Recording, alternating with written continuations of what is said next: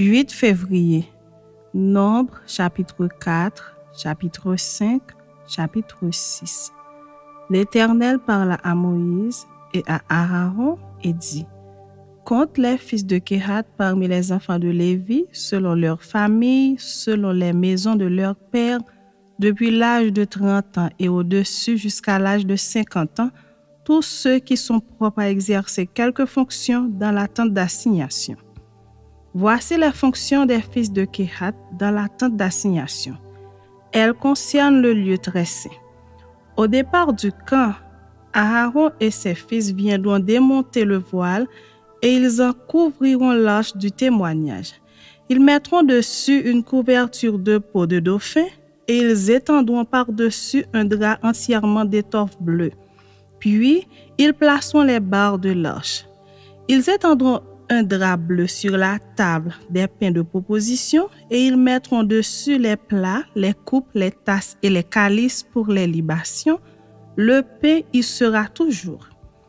Ils étendront sur ces choses un drap de cramoisi et ils l'envelopperont d'une couverture de peau de dauphin, puis ils placeront les barres de la table.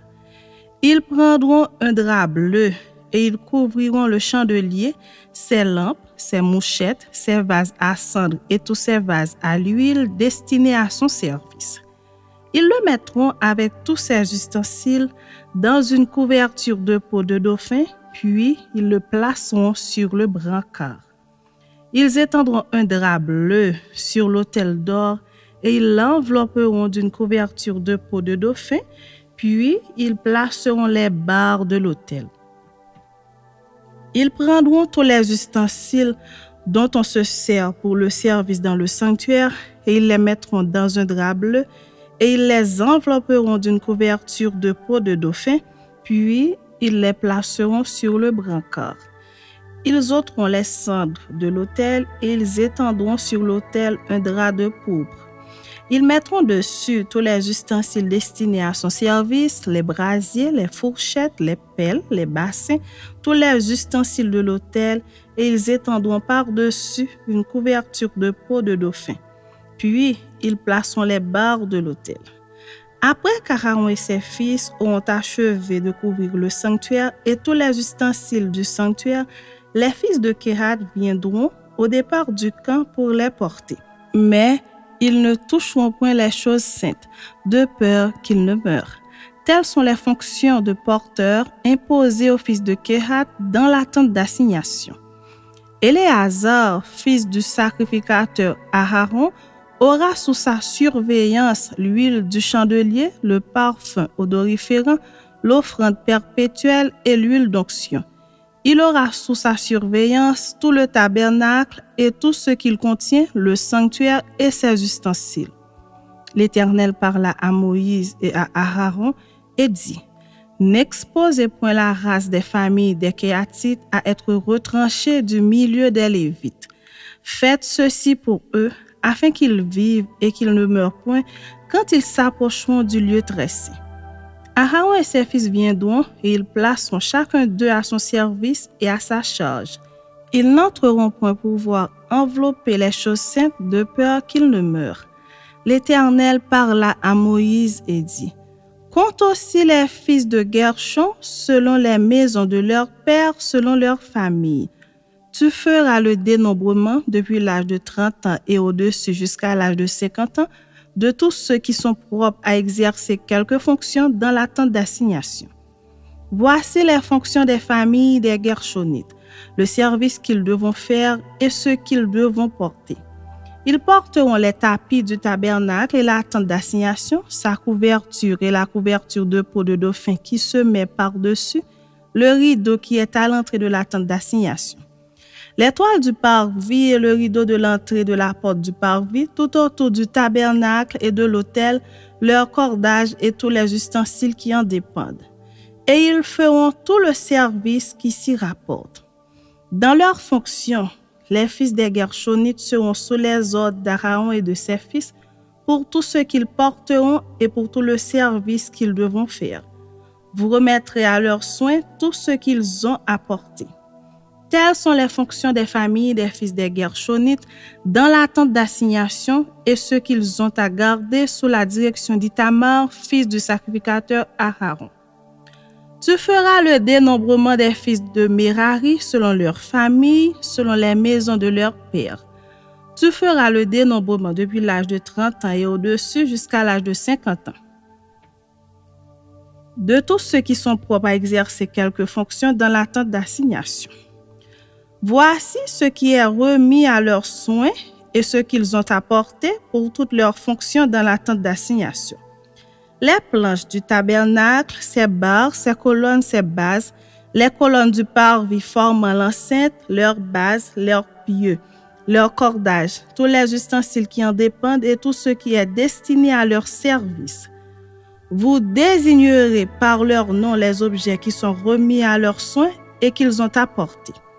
Telles sont les fonctions des familles des fils de Merari, toutes leurs fonctions dans l'attente d'assignation sous la direction d'Ithamar, fils du sacrificateur Aaron. Moïse, Aaron et les princes de l'assemblée firent le dénombrement des fils des Kéatites selon leurs familles et selon les maisons de leurs pères. De tous ceux qui, depuis l'âge de 30 ans et au-dessus jusqu'à l'âge de 50 ans, étaient propres à exercer quelques fonctions dans l'attente d'assignation. Ceux dont ils firent le dénombrement selon leur famille furent 2750. Tels sont ceux des familles des Kéatites dont on fit le dénombrement, tous ceux qui exerçaient des fonctions dans l'attente d'assignation. Moïse et Aaron en firent le dénombrement sur l'ordre de l'Éternel par Moïse.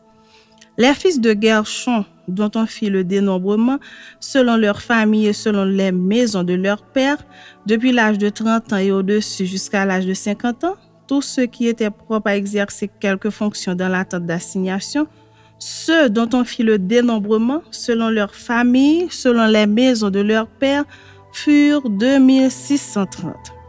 Tels sont ceux des familles des fils de Gershon, dont on fit le dénombrement, tous ceux qui exerçaient des fonctions dans l'attente d'assignation. Moïse et Aaron en firent le dénombrement sur l'ordre de l'Éternel. Ceux des familles des fils de Merari, dont on fit le dénombrement selon leur famille, selon les maisons de leur père, depuis l'âge de 30 ans et au-dessus jusqu'à l'âge de 50 ans, tous ceux qui étaient propres à exercer quelques fonctions dans l'attente d'assignation, ceux dont on fit le dénombrement selon leur famille furent 3200. Tels sont ceux des familles des fils de Merari dont on fit le dénombrement. Moïse et Aaron en firent le dénombrement sur l'ordre de l'Éternel par Moïse. Tous ceux des Lévites dont Moïse, Aaron et les princes d'Israël firent le dénombrement selon leur famille et selon les maisons de leur père, depuis l'âge de 30 ans et au-dessus jusqu'à l'âge de 50 ans, tous ceux qui étaient propres à exercer quelques fonctions et à servir de porteurs dans l'attente d'assignation, tous ceux dont on fit le dénombrement furent 8580. On en fit le dénombrement sur l'ordre de l'Éternel par Moïse, en indiquant à chacun le service qu'il devait faire et ce qu'il devait porter. On en fit le dénombrement selon l'ordre que l'Éternel avait donné à Moïse. Chapitre 5. L'Éternel parla à Moïse et dit: Ordonne aux enfants d'Israël de renvoyer du camp tous les lépreux et quiconque a une gonorrhée ou est souillé par un mort. Homme ou femme, vous les renverrez hors du camp afin qu'ils ne souillent pas le camp au milieu duquel j'ai ma demeure. Les enfants d'Israël firent ainsi et ils les renvoyèrent hors du camp. Comme l'Éternel l'avait ordonné à Moïse, ainsi firent les enfants d'Israël. L'Éternel parla à Moïse et dit: Parle aux enfants d'Israël. Lorsqu'un homme ou une femme péchera contre son prochain en commettant une infidélité à l'égard de l'Éternel et qu'il se rendra ainsi coupable, il confessera son péché et il restituera dans son entier l'objet mal acquis en y ajoutant un cinquième. Il le remettra à celui envers qui il s'est rendu coupable. S'il n'y a personne qui ait droit à la restitution de l'objet mal acquis, cet objet revient à l'Éternel, au sacrificateur, outre le bélier expiatoire avec lequel on fera l'expiation pour le coupable. Toute offrande de choses consacrées par les enfants d'Israël appartiendra au sacrificateur à qui elles seront présentées. Les choses qu'on aura consacrées lui appartiendront, ce qu'on lui aura remis lui appartiendra. L'Éternel parla à Moïse et dit, « Parle aux enfants d'Israël et tu leur diras, si une femme se détourne de son mari et lui devient infidèle, si un autre a commerce avec elle et que la chose soit cachée aux yeux de son mari, si elle s'est souillée en secret sans qu'il y ait de témoins contre elle et sans qu'elle ait été prise sur le fait, et si le mari est saisi d'un esprit de jalousie et a des soupçons sur sa femme qui s'est souillée, ou bien s'il est saisi d'un esprit de jalousie et a des soupçons sur sa femme qui ne s'est point souillée, cet homme amènera sa femme au sacrificateur et apportera en offrande pour elle un 10e d'épha de farine d'orge. Il n'y répandra point d'huile et n'y mettra point d'encens, car c'est une offrande de jalousie, une offrande de souvenir qui rappelle une iniquité. Le sacrificateur la fera approcher et la fera tenir debout devant l'Éternel. Le sacrificateur prendra de l'eau sainte dans un vase de terre, il prendra de la poussière sur le sol du tabernacle et la mettra dans l'eau. Le sacrificateur fera tenir la femme debout devant l'Éternel, il découvrira la tête de la femme et lui posera sur les mains l'offrande de souvenir, l'offrande de jalousie. Le sacrificateur aura dans sa main les eaux amères qui apportent la malédiction. Le sacrificateur fera jurer la femme et lui dira, « Si aucun homme n'a couché avec toi, et si étant sous la puissance de ton mari, tu ne t'en es point détourné pour te souiller, ces eaux amères qui apportent la malédiction ne te seront point funestes. Mais si, étant sous la puissance de ton mari, tu t'en es détourné et que tu te sois souillé, et si un autre homme que ton mari a couché avec toi, et que le sacrificateur fera jurer la femme avec un serment d'imprécation et lui dira, que l'Éternel te livre à la malédiction et à l'exécration au milieu de ton peuple en faisant dessécher ta cuisse et enfler ton ventre. Et que ces eaux qui apportent la malédiction entrent dans tes entrailles pour te faire enfler le ventre et dessécher la cuisse. Et la femme dira, Amen, Amen. Le sacrificateur écrira ces imprécations dans un livre, puis les effacera avec les eaux amères. Il fera boire à la femme les eaux amères qui apportent la malédiction, et les eaux qui apportent la malédiction entreront en elle pour produire l'amertume. Le sacrificateur prendra des mains de la femme l'offrande de jalousie, il agitera l'offrande de côté d'autre devant l'Éternel, et il l'offrira sur l'autel. Le sacrificateur prendra une poignée de cette offrande comme souvenir, et il la brûlera sur l'autel. C'est après cela qu'il fera boire les eaux à la femme. Quand il aura fait boire les eaux, il arrivera, si elle s'est souillée et a été infidèle à son mari, que les eaux qui apportent la malédiction entreront en elle pour produire l'amertume. Son ventre s'enflera, sa cuisse se desséchera et cette femme sera en malédiction au milieu de son peuple. Mais si la femme ne s'est point souillée et qu'elle soit pure, elle sera reconnue innocente et aura des enfants. Telle est la loi sur la jalousie pour le cas où une femme sous la puissance de son mari se détourne et se souille, et pour le cas où un mari saisi d'un esprit de jalousie a des soupçons sur sa femme. Le sacrificateur la fera tenir debout devant l'Éternel et lui appliquera cette loi dans son entier. Le mari sera exempt de faute, mais la femme portera la peine de son iniquité. Chapitre 6. L'Éternel parla à Moïse et dit, « Parle aux enfants d'Israël et tu leur diras, lorsqu'un homme ou une femme se séparera des autres en faisant vœu de naziréa pour se consacrer à l'Éternel, il s'abstiendra de vin et de boissons enivrantes, il ne boira ni vinaigre fait avec du vin, ni vinaigre fait avec une boisson enivrante, il ne boira d'aucune liqueur tirée des raisins, et il ne mangera point de raisins frais ni de raisins secs. Pendant tout le temps de son naziréa, il ne mangera rien de ce qui provient de la vigne, depuis les pépins jusqu'à la peau du raisin. Pendant tout le temps de son naziréa, le rasoir ne passera point sur sa tête, jusqu'à l'accomplissement des jours pour lesquels il s'est consacré à l'Éternel, il sera saint, il laissera croître librement ses cheveux. Pendant tout le temps qu'il a voué à l'Éternel, il ne s'approchera point d'une personne morte. Il ne se souillera point à la mort de son père, de sa mère, de son frère ou de sa sœur, car il porte sur sa tête la consécration de son Dieu. Pendant tout le temps de son naziréat, il sera consacré à l'Éternel. Si quelqu'un meurt subitement près de lui et que sa tête consacrée devienne ainsi souillée, il se rasera la tête le jour de sa purification, il se la rasera le 7e jour. Le 8e jour, il apportera au sacrificateur 2 tourterelles ou de jeunes pigeons à l'entrée de la tente d'assignation.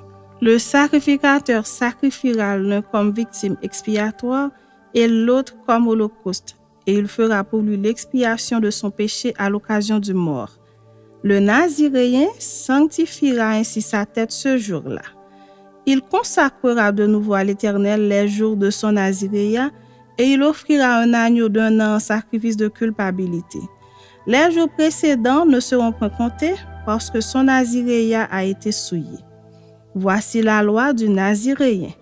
Le jour où il aura accompli le temps de son naziréat, on le fera venir à l'entrée de la tente d'assignation. Il présentera son offrande à l'Éternel, un agneau d'1 an et sans défaut pour l'holocauste, un brebis d'1 an et sans défaut pour le sacrifice d'expiation, et un bélier sans défaut pour le sacrifice d'action de grâce. Une corbeille de pain sans levain, de gâteaux de fleurs de farine pétrie à l'huile et de galettes sans levain arrosées d'huile avec l'offrande et la libation ordinaire. Le sacrificateur présentera ces choses devant l'Éternel et il offrira sa victime expiatoire et son holocauste.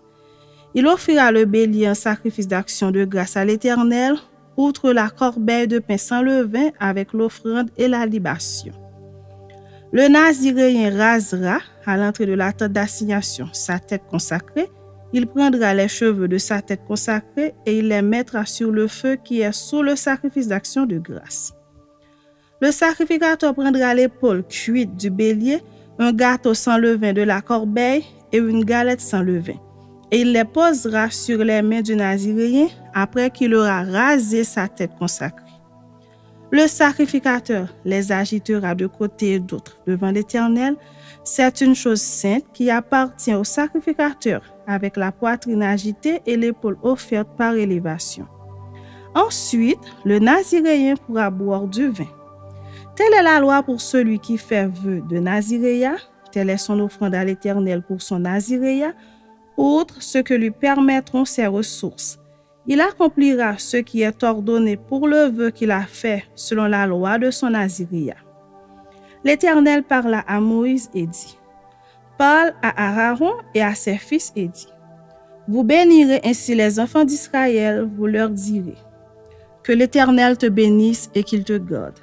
Que l'Éternel fasse luire sa face sur toi et qu'il t'accorde sa grâce. Que l'Éternel tourne sa face vers toi et qu'il te donne la paix. C'est ainsi qu'ils mettront mon nom sur les enfants d'Israël et je les bénirai. »